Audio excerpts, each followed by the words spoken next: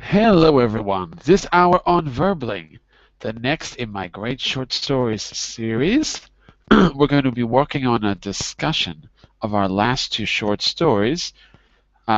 This class was a class I was going to do on Tuesday, but we ended up actually reading the rest of the story, story 16 that is. So what we're going to try to do is look at some things that have been written about story 15 and story 16. That's the Delmore Schwartz story and Dennis Johnson story. And then we'll have a discussion based on some of what we're reading and, of course, your own opinions and observations. Okay? So that's a bit about my class. Here's a bit about me. I'm Jon-Eric, your Verbling teacher for this hour. I'm an American teacher from New York, hanging out in Lisbon, Portugal to bring you this class. Here are 3 quick rules to help you participate in my class. Don't forget to turn off, tune in, and open up, which means when you're not speaking, please turn off your microphone so we can keep the classroom quiet. When you are speaking, tune in to the new words that you learn. Use them as actively as you can. And finally, open up to your classmates. Relax and have fun. We're all here to learn, and this is a safe and respectful place to practice your English. And that is a little bit about me. Now, I want to know a little bit about you. Hello, Yuki. What can you tell me about you? Hello. Hello. Anything I should know about you? I Just let me know. I believe that you know about me very Oh, well. yes. I've met you before. I've got 2 short articles here. Hang on, let me open. I put them in the. I put the links to the documents there, but I just added 1 new link to the Dennis Johnson story, and that one is a little bit shorter, so we'll probably start with that. We can read the whole article. And the second one, oh, if it doesn't let me open. Oh, no. Oh, Google. That's going to be my new expression. Oh, Google. Because I'm not allowed to say obscenities, so I'll just say, oh, Google, because nothing ever works right here. Okay, it's loading now. So you'll see a link there that I just posted on the Dennis Johnson story. I'm just waiting for my page to load. I think it's the last link to New York Magazine. Hold on just a second here. Yeah, do you see the one that says read a short article about Dennis Johnson in New York Magazine? I don't know. Can you see that link? If you like, I'll share my screen with you. Oh, look, we've got more people. Look at that. Wow. So, Carmen and Yuki, Yes. I just put a short article there for us to take a look at about Dennis Johnson because there probably is material about him, but since he's alive and relatively young, it's not exactly the same kind of material. So I thought it'd be good just to get a little. I don't like to do bios, but this one is kind of a bio background, but it's short, so we might want to look at that. And let's just say a quick hello to, who else is there? Can't see your name. Who's next? Oh, there we go. This looks like Emin. Hello, Emin. How are you? Hello? No? Uh-oh. Let's see what's happening here. Oh, you're not going to speak. Why not? You can speak, can't you? Your microphone is at the top of the screen, by the way. So you'll see the little microphone icon, okay? This is a discussion class, so we're not going to read a new short story today, but we're going to be reading a little bit of background about the authors that we've just read about, which will help us shape a discussion about the last 2 short stories that we've read, okay? If you don't have a mic, it's going to be a little hard to talk to you, but I'll try. Okay, and listen everyone, so let me just quickly share my screen so you can see the link.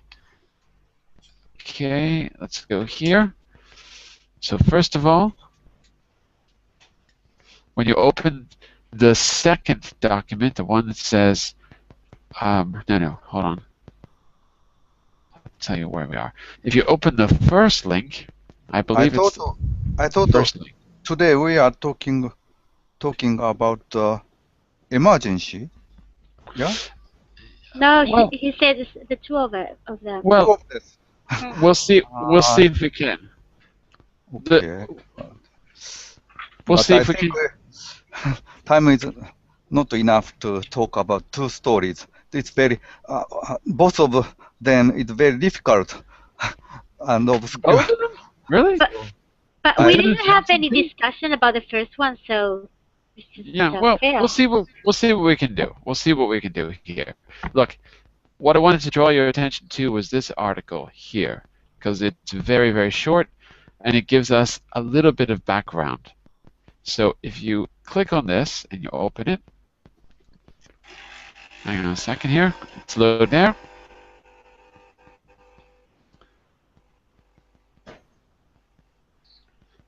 All right. So it's just, let me see how long it is. It's one page. Hang on just a second here. Yeah, it's one page. It's just a few paragraphs. So I thought it might be good to get a little bit of background on him before we started this discussion. It's pretty short. So shall we read through this one to get a little bit of background? Sound okay? Can you paste the link of the page? Okay, I give it to you. Just copy. Here goes the key. Okay. Can you see it? Okay, thank you. All right. I'll tell you what. I'll start us off, okay, and then we'll just go around the room. It'll probably take about 5 minutes or less. There's going to be some difficult vocabulary, okay, so just stop me at any point if there's any questions about the vocabulary, but I thought we could use this as a way to start our discussion. So this is New York Magazine, Dennis Johnson's second stage. It's about another piece that he did, a theater piece, but I thought it was a little bit of background about what we were reading. Dennis Johnson's second stage.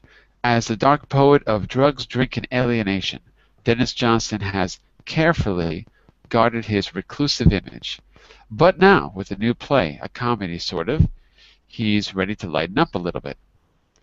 The line of studiously disheveled hipsters, you can picture that, can't you? Stretches down the stairwell, out the door, and onto East 4th. So we're talking about a line of people in New York. These are hardened literary groupies, a rare and often solitary species, much like the legendary author who is reading tonight at KGB. So that's a place in New York downtown.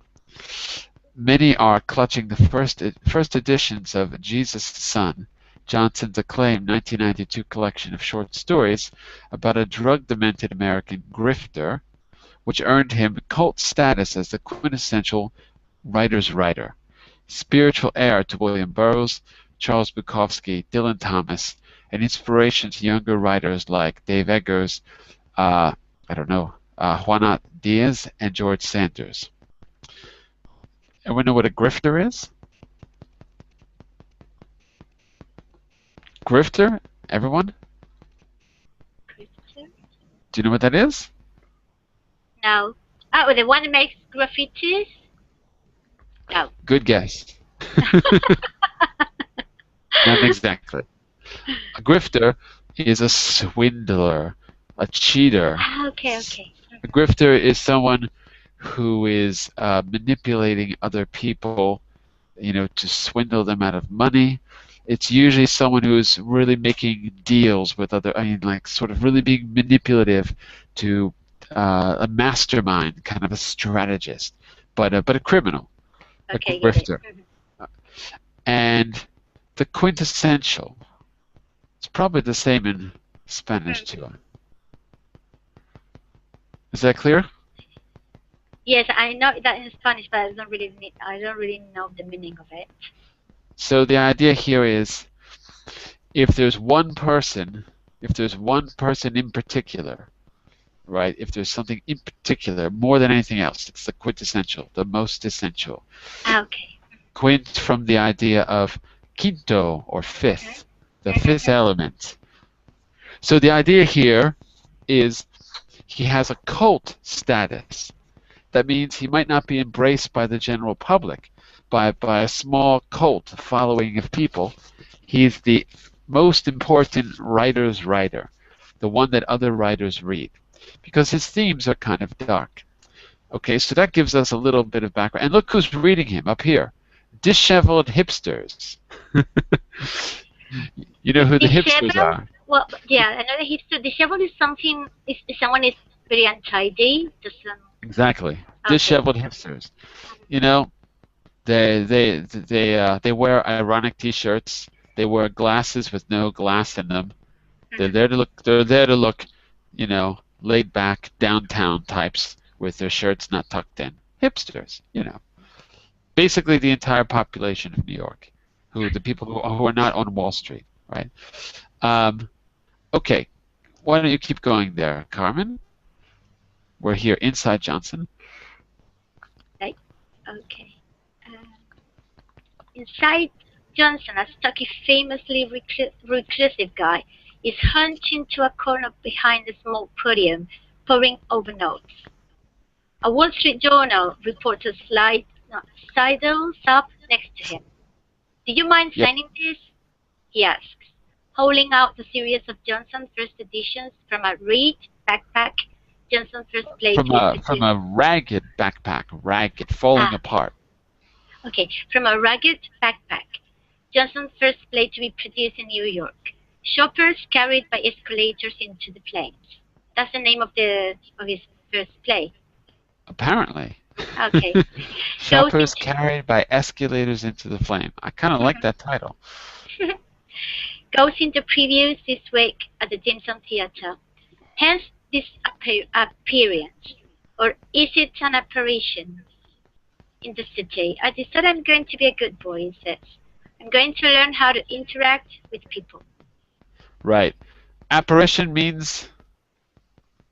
I mean, it's like, what I understand here is that he's very reclusive. He never goes out, and I mean, as he has to go and publish. Well, when he goes to interviews, something like that, to how do you say that? He's got to meet the public. He's got to do publicity.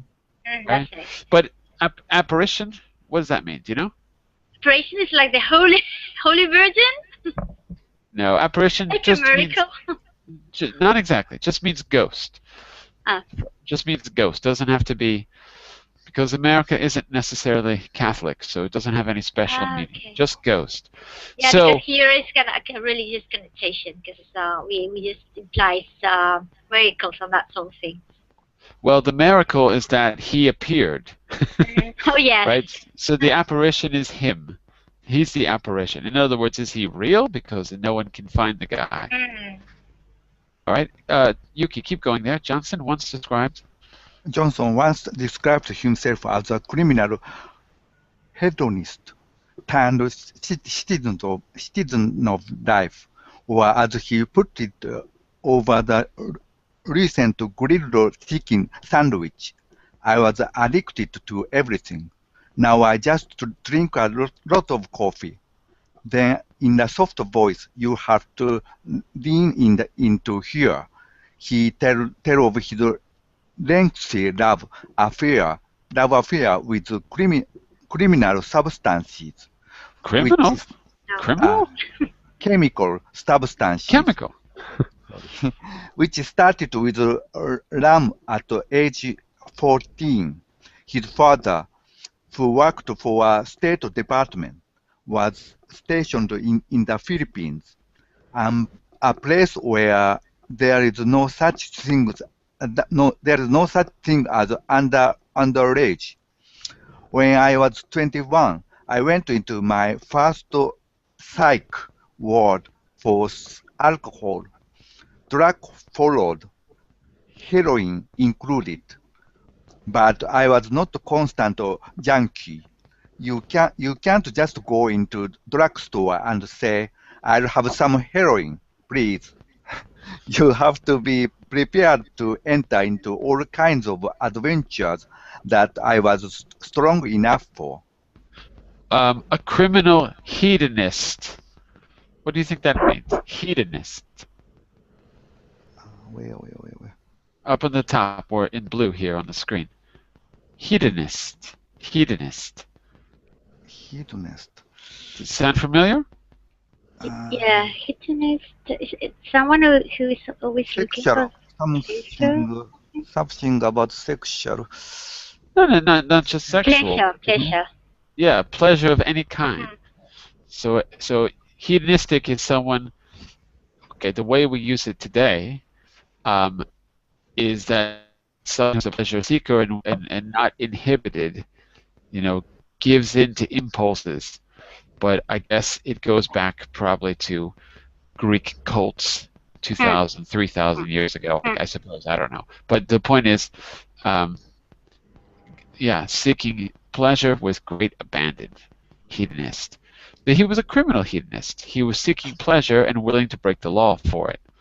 But he, I like that line. You can't just go into a drugstore and say, I'll have some heroin, please. But hopefully that's in his new play, because that sounds like a pretty good line to me, actually. Okay, actually we're almost done the article. It's really short. Let me just pick up quickly. I'm going to do this section here, and then we'll turn it over to the two of you, and then we're done this, and we'll talk about it. Along the way, he acquired some literary and alcoholic mentors. While a student at the University of Iowa, don't forget, University of Iowa has a very famous school for writers. That's where what's her name? The one we read in the very first short story we read, Flannery O'Connor was a writer at the University of Iowa, if I'm not mistaken, at the Writers' Conference. And Kurt Vonnegut as well. I think he was a teacher there, if I'm not mistaken. I could be wrong, but I think he was a teacher there, not at the university, but at the School for Writers. While a student at the University of Iowa, he drank regularly with a professor named Raymond Carver. Hey, that's another guy we're going to read pretty soon. Raymond Carver. He drank through his first marriage, drank because he felt all crawly without it, drank until he was hospitalized again and again. I was actually concerned about getting sober. This typical of people who feel artistic, he says. They feel if they get away from drugs and that crazy life, they won't be writing as much and won't have the inspiration. He feels that way, and he's probably right, because then you have to go and earn a living. So that's hard. It's hard to write and earn a living at the same time. But in this case, it was a moot point. I finally figured it only meant I'd be writing 3 paragraphs less a year, because I'd only written 2 stories and 37 poems in about a decade. Johnson had no trouble being productive without the bottle. In 1983, he published his first novel, Angels, a beautifully tragic chronicle of 2 down-and-out travelers that won him fans like Don DeLillo, who admired their lovely spaces and stunned lives. He continued to produce novels to small acclaim, leaving his reclusive northern Idaho home only to take on journalistic assignments in places like Somalia, Afghanistan, and Liberia. That's interesting. I didn't know that. Okay, we're back to you, Carmen. Okay. Jesus' song was an act of literary desperation. There had been a second divorce, and a call from the IRS was asking the him. Internal Revenue Service, the tax people. Okay. Asking him to please pay the $10,000 he owed. Bankrupt, Johnson turned to some memories he had jotted down years back. Vignettes. You pronounce vignettes like the French ones? Vignette? Yeah, vignette. Of his drug-abusing past that he never considered publishing, and sent them to the New Yorker. To his surprise, several were accepted. Fortified with $4,000, Johnson contacted Jonathan Galassi, his editor, and the president of Farrar, Straus and Giroux. I told him, I'll make you a book of short stories, and all you have to do is pay off the IRS. 2 years later, when the book was delivered, it was half the promised length. Galaxy was really disappointed. He was never really able to like the book. Galaxy recalls it differently. I actually think the length is part of this rightness. The book is an incredible masterpiece. Yeah, keep going, and then Yuki will do the last two. But Heidi's here, if you didn't notice. No, I can't see anyone. Okay. Hi, Heidi. Okay. So we're just getting a little bit of background about Dennis Johnson, the guy that we read in the last two classes. Okay?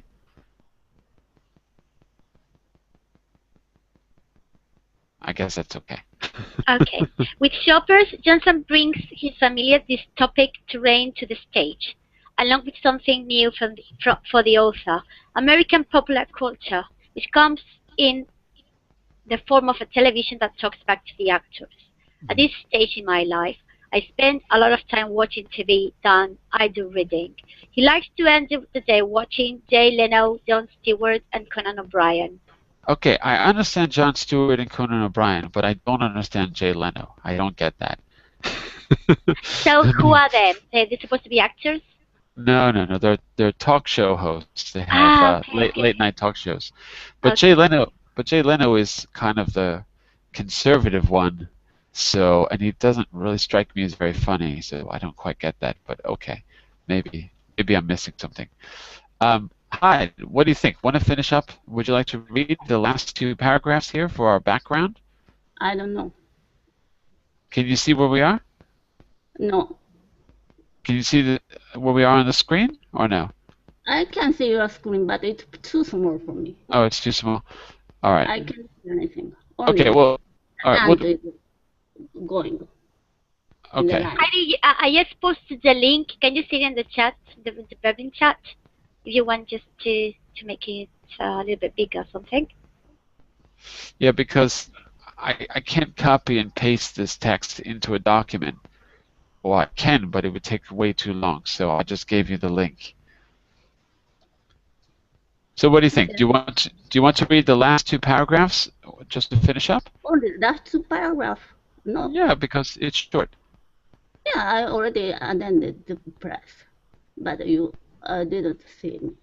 You didn't want to look at me. I didn't want to look at you? As usual. It's not that I didn't want to look at you. When I'm sharing my screen, I can't see anyone because the way the Hangout is structured, the teacher can't see anyone in the classroom whenever I'm sharing my screen. So if anyone enters late, I don't know who it is, whether it's you or anyone. It's nothing personal. Heidi, I just pasted the two paragraphs. You've got to read No, it's here. Okay. You ordered by teacher. Please continue. Okay. I'm never ordered. Okay, I'll read. Go for it. We just lose time. But as in all his work, the subtext is really religious. Johnson described himself as a Christian, but hardly a conventional one. I'm sure you could find any number of Christians who could assure me that I'm going to hell. Still, sorry. Go ahead. It's what fuels his work. What I write about it really the dilemma of living in the fallen world and asking why do it like that if there's supposed to be a God. He also knows this can sound a whole lot like Weirdo Boulder Dash. Boulder Dash. Boulder Dash. Yeah, means nonsense. Boulder Dash, nonsense. Weird Boulder Dash, which is why he chooses to view it with a sense of humor. I have a feeling God finds it pretty funny. He says, then he pauses, but that's probably all the speaking I should be forgot. He doesn't go around talking about me. Well, he doesn't know that for a fact, does he? Okay, So we know where is now a Hyde little now? bit. I think she left. What happened to him? What is going on with her? I do not understand. If she's joking, I don't understand her. No, you know the thing, John. I think she doesn't realize that you cannot see her. But I've said it like 100 times. Yeah, I've tried to explain this to her. but just don't worry about it. It's okay. All right, let me see if I can get my screen sharing off. Hold on a second there. Okay. All right. Well, I'll try to send her a message because I've told her, but I don't think she's understanding. When I say it verbally, I don't think she understands. I don't know. I'll try to send her a message. So it means writer is addict. He's a drug addict. Well, Yeah. he was. He was, and he had to pay a great amount of taxes. Well, And he $10,000 bankrupt. in taxes it's not that bad, but I guess if you don't have regular employment, I mean 10,000 is a lot, but I'm saying for America that's not that bad. You can handle that. Most people leave the university with a debt of $50 to $60, $70,000, right? Because America has very expensive universities. So I don't know what the big deal is, but I like his solution. Just write a short story. Yes, the New Yorker saved him. Yeah. Apparently, Yes. I wanted to show you this because it gives us a little background about things that I wasn't so sure about. Because you see them in the text. For example, I was going to say when we were reading, do you find any parallels? I was going to say, do you find any religious parallels in the story? Because we do have a moment where he sees angels, right? Yeah. But in this little background, this little biographical sketch, it says pretty explicitly that he's kind of religious in his own way. So let's talk about that for a minute. I thought that might be something interesting because the story, to me, doesn't seem difficult. It seems simple. In fact, it seems too simple. It seems so simple that I think there must be much more going on than what appears to be going on, because it seems to start off as a short story, and then it ends as a kind of memoir, and then he interrupts himself at the end, and he kind of draws our attention to the fact that it's a story, because he tells a story about the rabbits, and then he says, oh, but maybe that's not what happened. And I'm thinking, well, don't you know? What do you mean maybe that's not what happened? Then he says that's not important. What's important is, and then he talks about the anecdote about his friend. So two things come to mind that I was going to ask you about: the religious part, and also the reliability of the narrator, because in that respect there might be some correlation between the Delmore short story and this one. The fact that the narrator, well, I won't say more than that. First of all, besides the angels appearing, do you find any other religious parallels between this story and I don't know, and maybe his religious ideas? His religion is that why is it like this if there's supposed to be a God? That's what he says. When I was reading this story, I feel something like religious sense. But its religious sense is not similar to Christian traditional one, but more similar to Indian, such a hippie, such a psychedelic feeling of religions. When I was reading this story, Pink Floyd music sounds in my head. It's a sensation of 1970s. Their famous album, Atom's Heart. Atom Heart Mother. Atom Heart Mother always sounded in my head when I read this book. You have to direct the movie, Yuki. If you've already got the soundtrack in mind, you have to direct the movie when it comes out. maybe such an image from this album appeared in my head. Maybe it's a kind of a picture, kind of a film. It's a psychedelic image. Sun, summer, and some kind of faint, strange feeling of psychedelic addiction. Breakfast, some kind of. There is a song named Fat Old Sun. In this album by Pink Floyd, this song is very feeling of this song is very very similar of the feeling of this story. How to say? I feel the very nostalgic feeling when I read this story, and so I was surprised by knowing that this story is written quite recently. Well, he's thinking back to these moments in his life, so it's recent, but yeah, it's about that time period.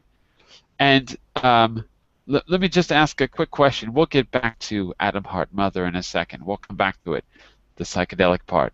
But let me ask you, Carmen. Is there a particularly who is the religious figure in the story? Is one of the characters? Do you think one of the characters is meant to be a Jesus or a Moses or something? Do you think there's any symbolism? If there is, I cannot find it. I cannot recall it. Refresh my memory. So in what way do you think there's religious subtext to the story? Or do you think there isn't? Because in the article it seems pretty clear that there is, but he's got his own, as Yuki said, psychedelic hippie take. I don't know if he's hippie, but he's got that 1970s way of looking at religion, and he talks about it. He talks about the love generation. Yeah, so I think I agree with what Yuki just said. I mean, there's some kind of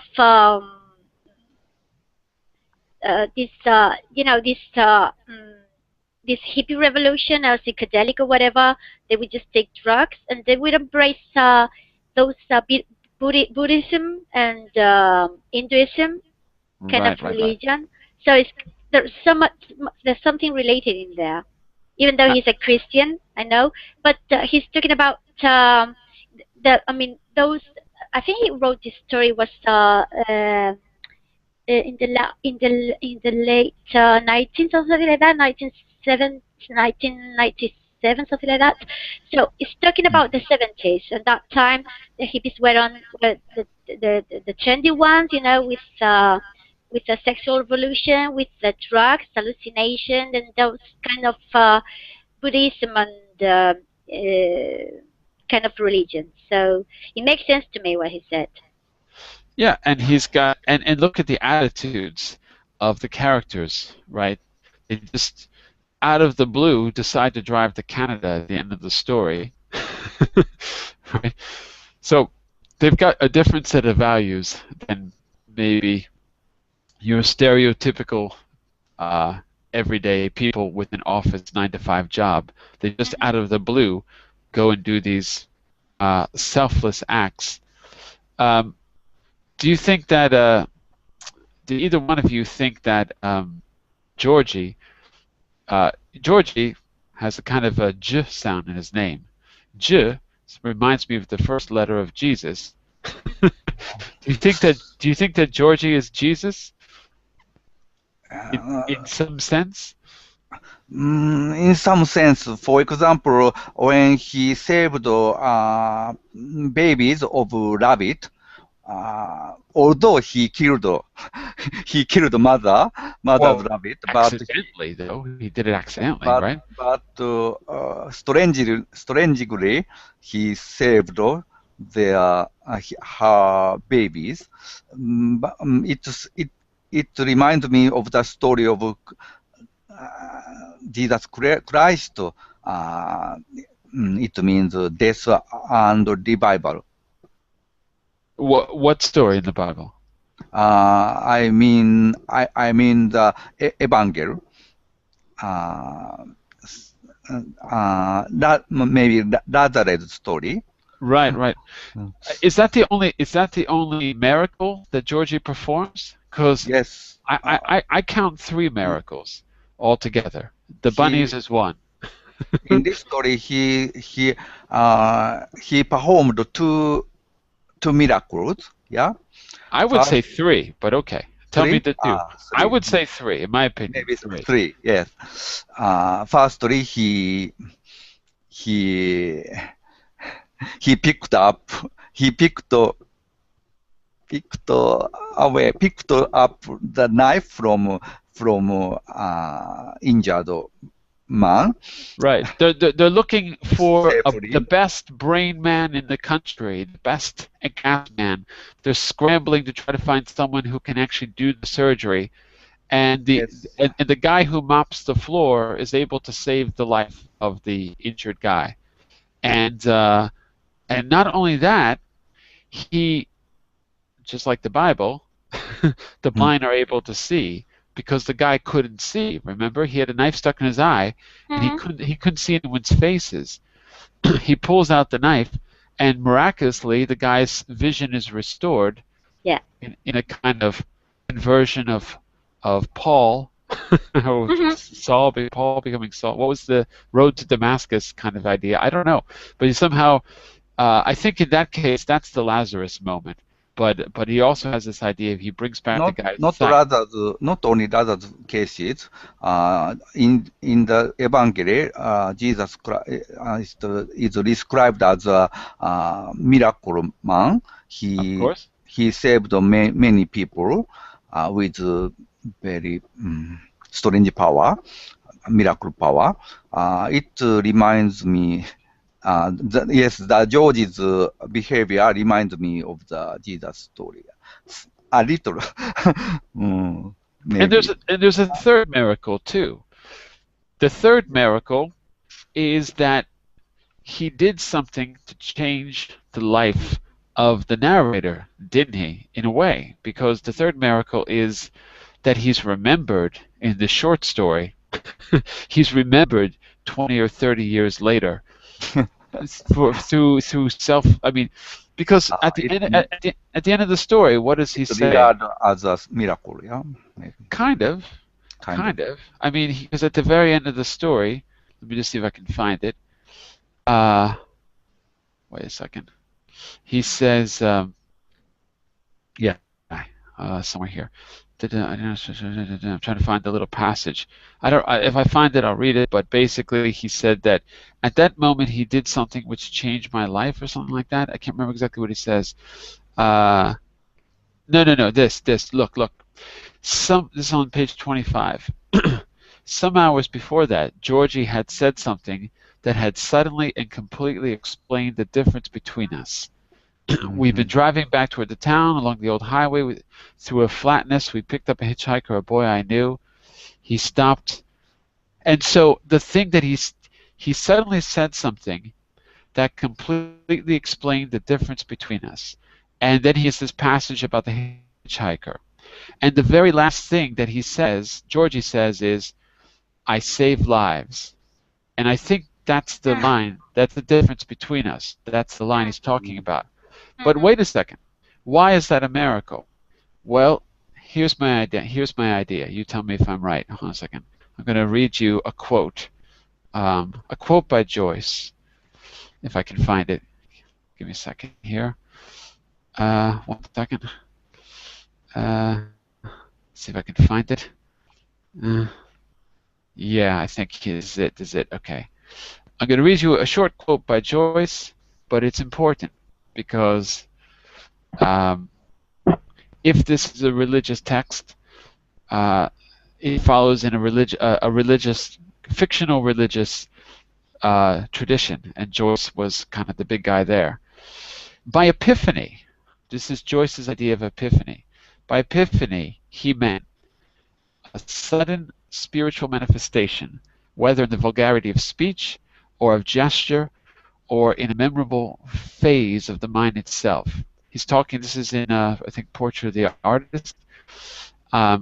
He believed that it was for the man of letters, in other words, a writer, the man of letters, to record these epiphanies with extreme care, seeing that they themselves are the most delicate and evanescent of moments.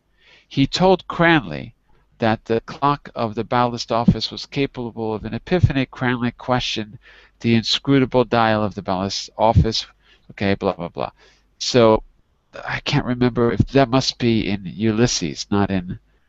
No, I can't remember if that's in Portrait. I think that's in Portrait of the Artist. But that's a very famous definition of an epiphany, a sudden spiritual manifestation, whether in the vulgarity of speech or of a gesture in a memorable phase of the mind itself. There's Joyce's definition of an epiphany. That doesn't sound like a religious epiphany, does it? That sounds like something that can happen to anyone.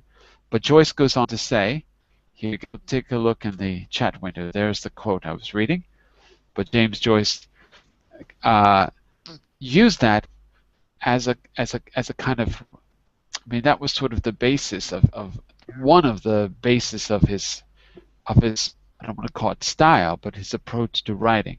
Of course, he was the quintessential modernist too, but the first book, Dubliners, was all about little epiphanies, and they were very easy to miss if you weren't reading it with this idea of something trivial that has a much greater meaning. So I understand. Yes, I understand. In this story, as Joyce said, in this story, some kind of vulgarity coexist with the wise men. The three wise men. Yes, wise thing. So Georgie reminds me of the Russian priest appearing in the literature of Dostoevsky, Pushkin. In Russia,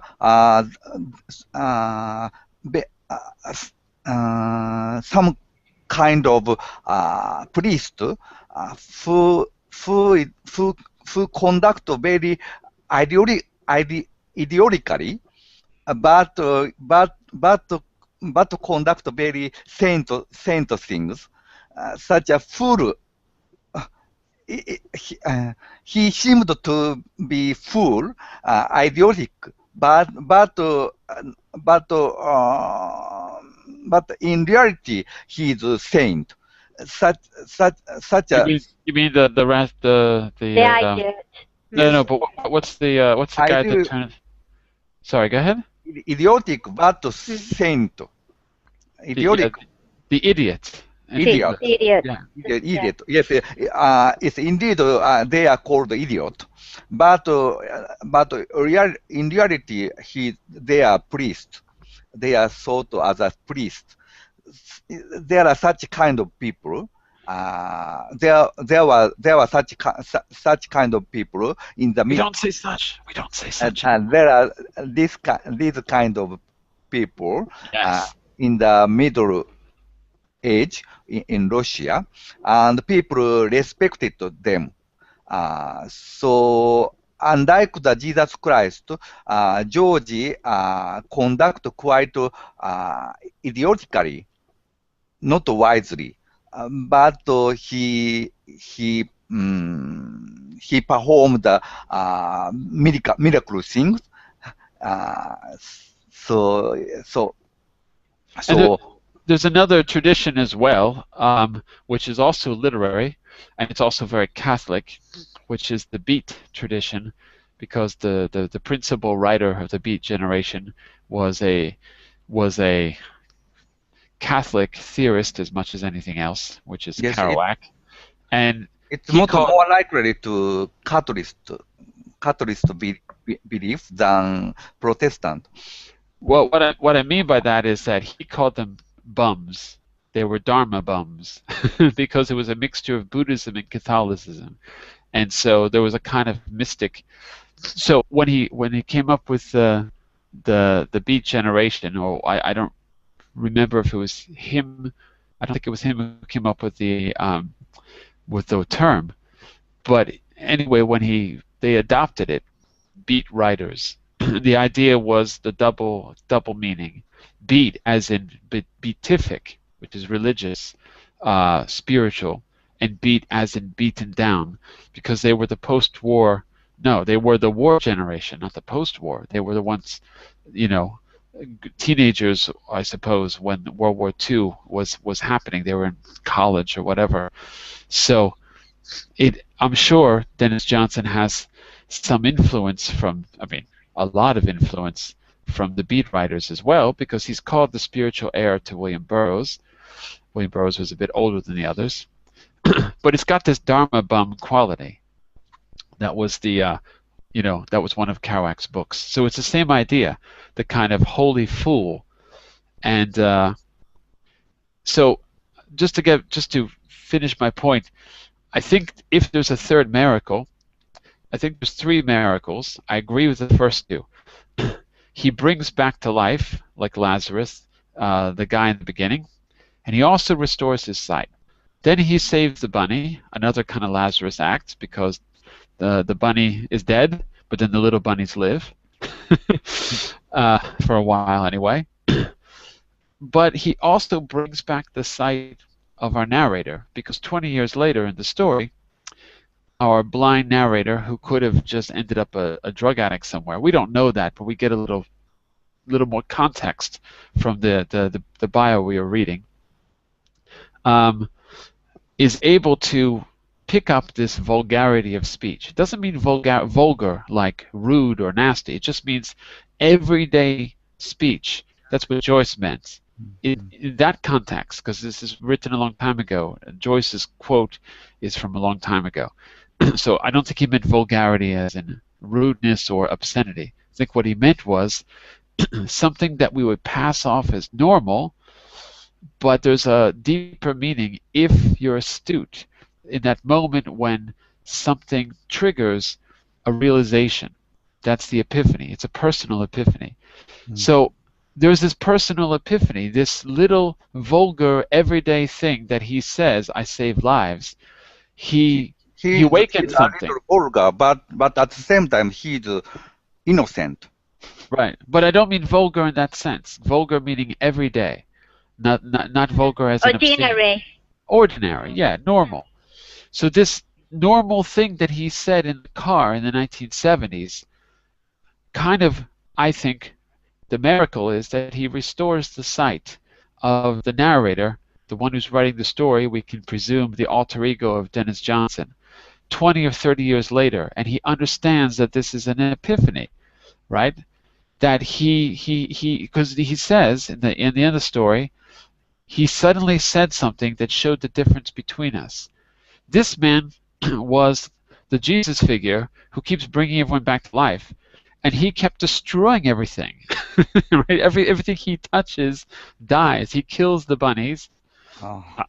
He kind of screws up everything, and that's significant. It makes him realize something, and something important enough that he ends up writing about it, or that's the story that we're a witness to as well.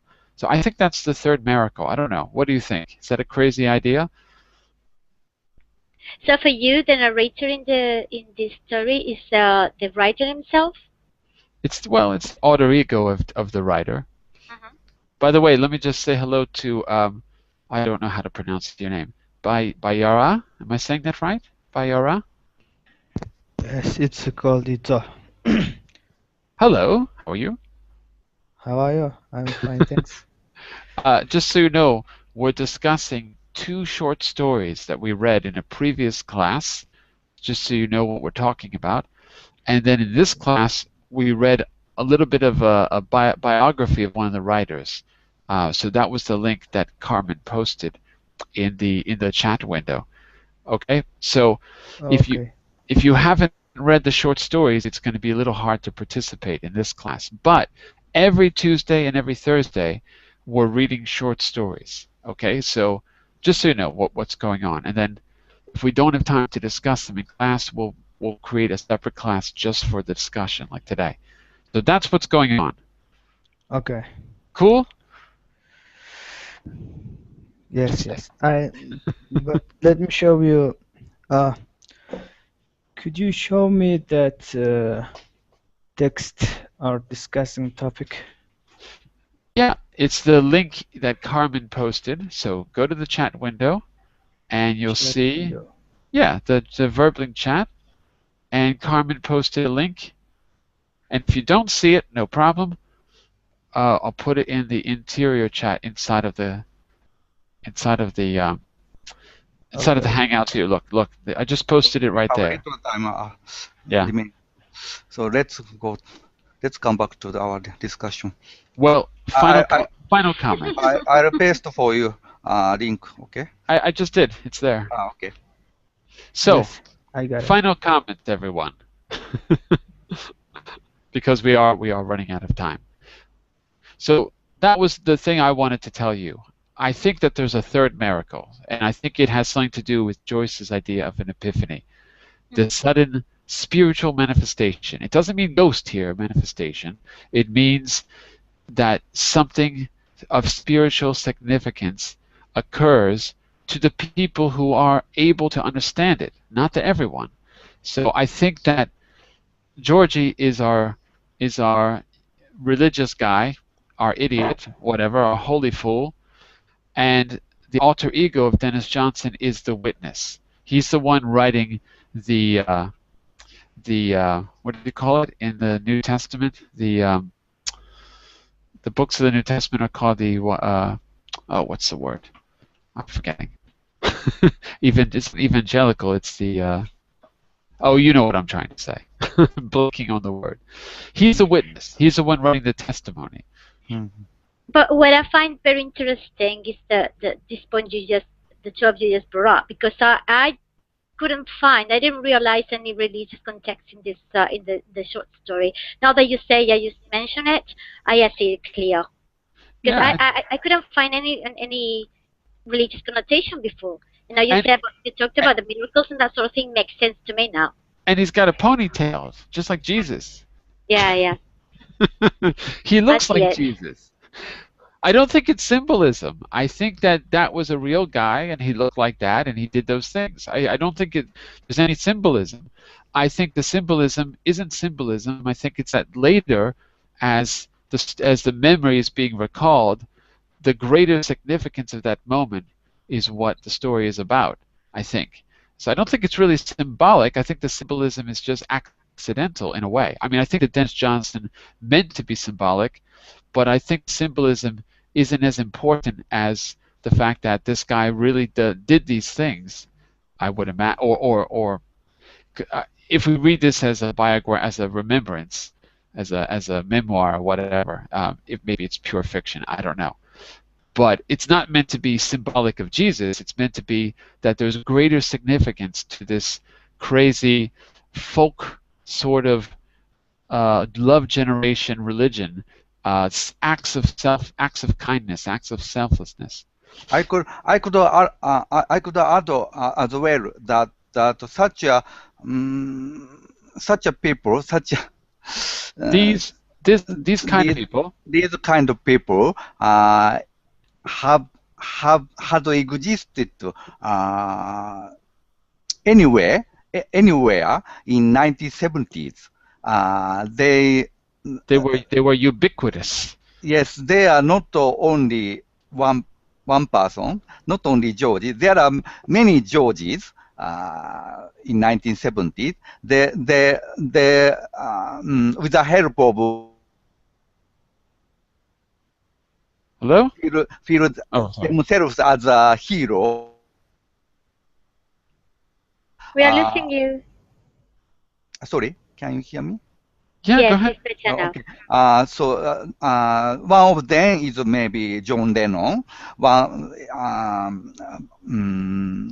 Pink Floyd, many such people. Yeah, they created the culture, hippie culture, love and peace. So I think there was some kind of unity, sense of unity in 1970s. But now now personal life is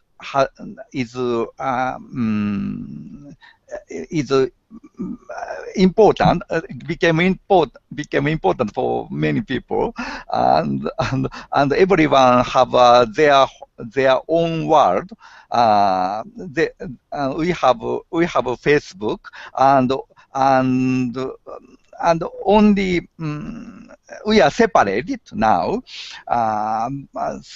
So why I feel nostalgic feeling when I read this story, because I remember that some kind of unity that ruled in 1970s. Mm-hmm. Everyone could be a hero. Yeah, maybe that was the point, that everyone Could be is. You don't have to be everyone someone could become special. Jesus Christ there then. But now it is another situation. We are Well, separate. except I would say that the problem was the 80s, not now. I think social media is, if anything, shown that we can be more like we used to be. I think the problem was the 80s, because in the 80s there was a huge attack on all this idealism in the 60s and all the activism in the 70s, because in the 70s that's when things got serious. In the 60s everyone was just experimenting, but the real work was in the 70s, right? I mean, most of it. I mean, in the 60s too, because there was an amendment to the Constitution, so with the draft. So there was some things going on, but I'm saying the culture at large became much more activated. So social media, I mean, I would say that you're right in a way. Maybe we're much more individualistic, but at the same time, maybe it's enabled people to connect to each other. Whereas in the 80s, when I was a kid, it seemed like the media made us much more passive, and this media is much more active. The problem is that it's active and we're all being spied on because we've already shown, people have already shown, that they can use it for activism. So there's a lot of attempts to suppress it right now. But yeah, I get your point. Just a quick question. Do you think this story is Dennis Johnson's version of Alan's psychedelic breakfast? Yes, I think so. I think so. I wish I could play Pink Floyd in a classroom. Yes, But this song is quite psychedelic. It sounds like the members of Pink Floyd take a drug and create this song. It's very looks like Alan's breakfast. Yes. I will post the link in the chat window, Carmen, in case you're not familiar. Thank you. No, I'm not familiar with that kind of music. So. There's it's a very strange. description. It's a very strange song. There is no such a song beside this song. Alan's Breakfast is a song about breakfast. Just you can hear not music. Music is background music is played, but mainly it's sounds of noises when you take a breakfast. Yamming, some kind of cutting noise of dishes. Like a sound collage, kind of. Yes, sound collage. Not collage. Just if you have a breakfast. Just very, very strange music. Maybe it is worse for you to hear, to listen to the music. Maybe. That's interesting. But I believe you don't like it. I believe you don't like it. Not very familiar with Pink Floyd music, but anyway, I'll have a look. Thank you. All right. So listen to that and read the story a second time while you're listening, okay? Okay. To get into the spirit of things. All right. Look, we have to go because I'm late for the next class, and I don't want anyone else attacking me. So don't worry about it. Heidi didn't mean it. It was just she didn't realize what you were just telling her. Fine. Okay. Well, I'll have a talk with her. All right. I'll be back in just a minute to start the business class. We'll be working on our emailing and setting up appointments. You know, this is very similar to what we're doing in this class. Okay.